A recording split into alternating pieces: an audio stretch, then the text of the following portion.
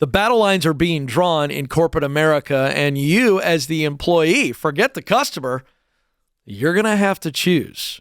I'm about to show you a video that has surfaced from June 2021, and this is relevant as we look at the latest controversy and boycott that has happened to Target over offering trans clothing and products and more. And what I'm about to show you is Kiera Fernandez, who's speaking with other diversity, equity, and inclusion officers from 3M, Cargill, and the VP of Career and Professional Development at St. Catherine University. Now, Kiera Fernandez is the Chief Diversity, Equity, and Inclusion Officer for Target. Okay, now keep in mind, this is from 2021. And so this has all been planned out. And if you think for a second that boycotts are going to change a lot of this, I don't think they are. Let's roll the video. It is important for us to also acknowledge that not everyone is going to believe or be bought into our strategies and our priorities on this topic. Strategies and priorities. This is a very clear line that is being drawn. There's a strategy involved here. This was back in 2021, and she's talking to other organizational leaders here. And from Target's perspective is what she's coming from here. It's a strategy. We are all in on this politically and socially. And so we have a strategy to put these products in our stores, to market these products, to sell these products. It's a strategy. And not only is it a strategy, it is a priority. You know, strategies come and go. But when you've got a strategy that is backed up by a priority, it's probably around for the long haul. Let's keep watching. And so when we talk about leader accountability and the importance of representation and these strategies and these goals being integrated into someone's responsibility, like just to be really pragmatic and practical, then it becomes, okay, you don't necessarily, we may not be able to change your mind shift on appreciating why this is important, but you do understand that as a part of your job responsibilities, you will lead inclusively, you will have representation on your team, you will be responsible for these behaviors, values, and expectations. So now this is where it really gets specific. You will lead inclusively. So they're going to tell you what you can and can't say, when you can and can't say it. There will be no leadership. It will be very specific, political, correct policy.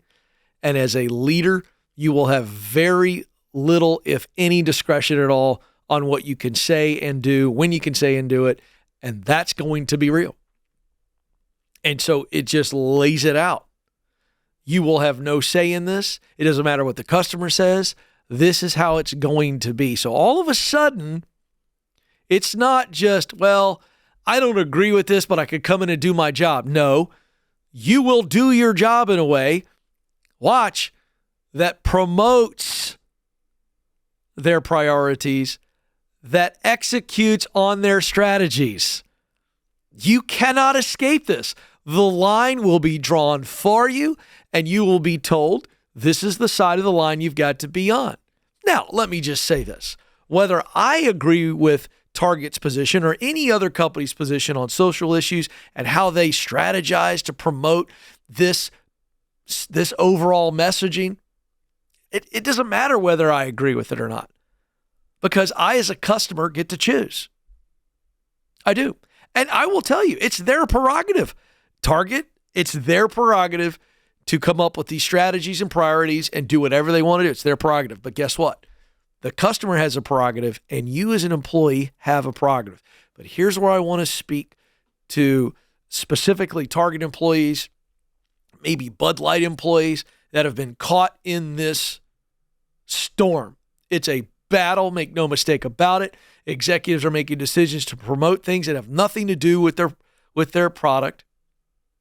They are now getting involved in social issues and strategies. And you step into that social war, as Target has, as Bud Light has, customers and employees get caught in the crossfire. It's unfortunate. So I want to say this. If you are a Target employee, a Bud Light employee, and you may have issue with what your company has done, but you also need the paycheck. You enjoy the work. You've got responsibilities. This puts a tremendous strain on you. Let me first say, you are not the problem. You aren't the problem at all. This problem was created for you. And so if you need this job, I think in the short term, if you disagree with this on a pretty intense level in the short term, it doesn't mean that you are endorsing it or that you are aiding in the distribution of it. It's going to happen whether you're there or not. So don't have any guilt. In the short term, stay until you find another job at another company that you're in alignment with. Now, if you're middle of the road on this and you go, I may not do this, believe this, but it doesn't offend me at a deep core value level, then you'll go along with it. You'll go whatever line they tell you to go to. And then if you're in a complete agreement with it, you found your place. Good for you. Because whether I agree with your values doesn't matter. If you work for a company and your values are in alignment, then no matter how controversial it is, you're in. And so I think that's what we're looking at. And so for those of you that are feeling that stress and pressure, I want to take that off of you, because you aren't the problem. You aren't contributing to the problem by staying there. But long term, if you really disagree with it, this will eat away at you. Short term, stay until we find something. Long term, I don't think you can be there. I want to shift to some questions that I think this video makes us have to consider. The first is, will Target be able to sustain a workforce based on these very clear values? I think the first answer is nobody really knows. I got a hunch that there are plenty of people in this country who either agree with Target's values or they're middle of the road and they can separate all of it and go, it just doesn't bother me that much. I'm not that offended by it. I want to work for a company like this because I got a good job and good benefits. So the question remains, will this be a dividing decision that hurts Target's ability to staff their stores and their company? The second question is why do people stay when they have a big disagreement with the values of the company? I think it's simple. Fear. Two types of fear. I think the first and most important fear that they're dealing with is, I need a job, I need a paycheck. And I'm afraid if I walk over this, that I won't find something. That's a misguided fear because you shouldn't walk. I just told you. You should stay until you find something else. But I think people are just afraid of change. And they can hold their nose and go into the store, see the very thing that they disagree with that bothers them, and they'll put up with it because of fear. I think the other fear is if they walk away and they share why, that they may get ostracized by other friends and family members. I think that fear is real. I think most of us humans would rather be in the majority than act and speak in a way that we believe is right. So what is a practical plan for leaving when you're in a place where your values don't align? Again, find another opportunity first. You can have values, act and live on principle, but not jump off of a cliff and just say, well, I was unemployed for 6 months because I didn't land anything, but I stood for something. Well, I just don't think that's necessary. I think you can go into work, do a good job, just like you did before the political or the social issue came to the forefront. Find something else that's aligning with your values where you don't have to hold your nose every day, as it were, and then move on.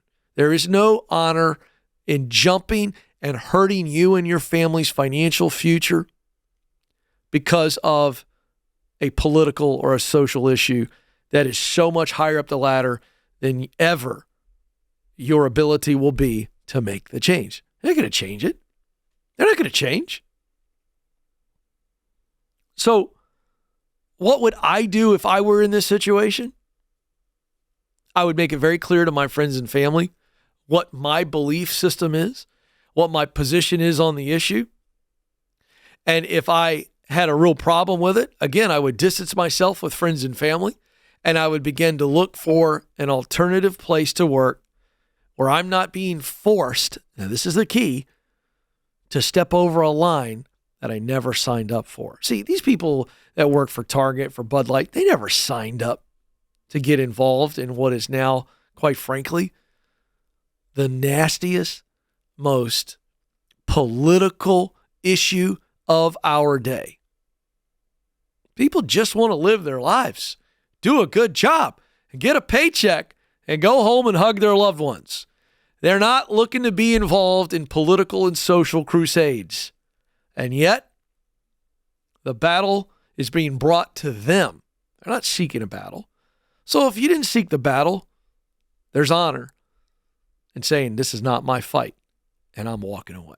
I want you to live a life that when you get to the end, you're able to reminisce about it, not get to the end and regret that you didn't live a life true to who you are. I'm here to help you with that. If you enjoyed this video and you think it might help others, give us a like, share it, and subscribe to our channel.